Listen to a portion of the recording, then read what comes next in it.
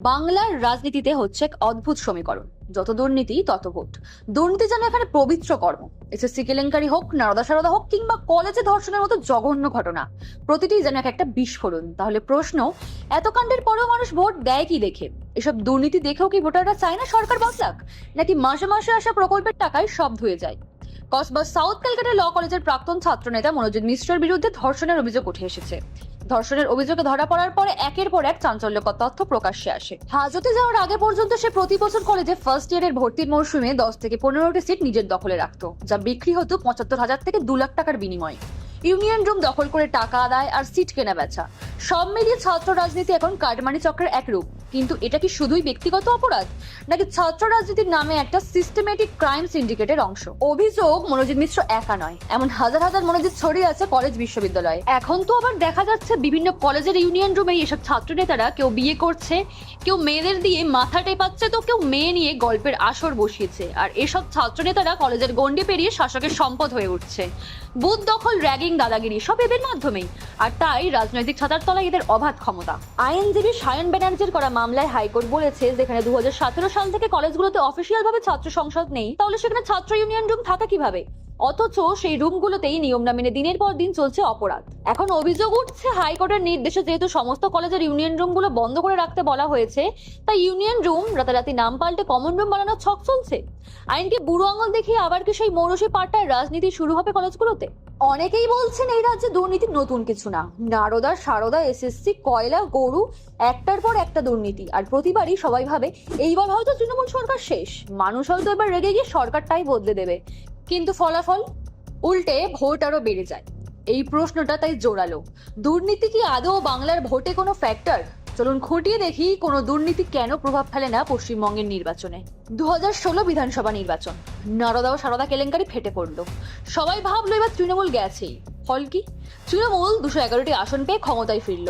2021 বিধানসভা নির্বাচন, এসএসসি দুর্নীতি, কয়লা গরু পাচার তদন্তে একের পর এক তৃণমূল নেতা গ্রেপ্তার। আবার পার্থ চট্টোপাধ্যায়ের টাকার পাহাড়েরও খোঁজ মিলল। ভাবা হচ্ছিল এবার তো বিজেপি আসবেই। ফল কি?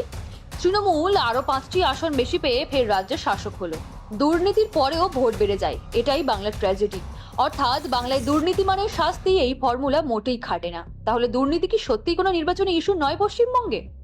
বিশ্লেষকরা বলছেন দুর্নীতি বাংলায় গুরুত্বপূর্ণ ইস্যু, কিন্তু ভোট নির্ধারক নয়। এর পিছনে রয়েছে 3টে বড় কারণ। 1, সরকারি প্রকল্পের সুবিধা, লক্ষ্মীর ভান্ডার, আবাস যোজনা, খাদ্য সাথী, এইসব সরকারি প্রকল্পের টাকা মানুষের হাতে যাচ্ছে।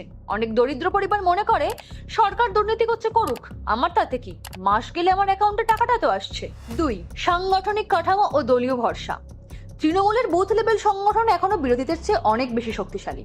যেখানে বিরোধীরা পোলিং এজেন্টই দিতে পারে না, সেখানে দুর্নীতির গল্প মানুষ শুনবে কিভাবে? 3, পরিচয় রাজনীতি, সংখ্যালঘু ভোট ব্যাংক, বহিরাগত, বাংলার মেয়েকে চাই, এইসব ইমোশন আবেগ ভোটে বেশি কাজ করে দুর্নীতি নিয়ে ভাবার থেকেও। বাঙালির বড় অংশ এখন ধরেই নিয়েছে নেতা মানেই দুর্নীতিগ্রস্ত। এ আর নতুন কি?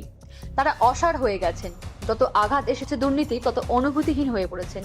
এই অসারতা থেকে জন্ম নেয় আপোষের রাজনীতি, যেখানে শহরের শিক্ষিত যুব ভোটাররা এসএসসি বা নিয়োগ দুর্নীতি নিয়ে রেগে যান, আর গ্রামে মানুষ ভাবে সরকারি টাকা পাচ্ছি, সব ঠিক আছে। তাদের কাছে বড় কথা প্রকল্প পৌঁছাচ্ছে কিনা, দুর্নীতির বিচার নয়। সত্যি এই বাংলায় তাহলে কে লড়বে? সৎ আমলারা তো ইলেকশনের সময় বসে থাকেন, পোস্টিং পান না, পরে তাদের কম্পালসারি ওয়েটিং এ পাঠানো হয়। আসলে বিরোধী দলের কাছে নেই সেই শক্তিশালী গ্রাসরুট সংগঠন। তারা যায় মিছিলে, সভা করে, ফেসবুকে লাইভ করে, কিন্তু বুথে প্রেজেন্সের বলার লোকই নেই।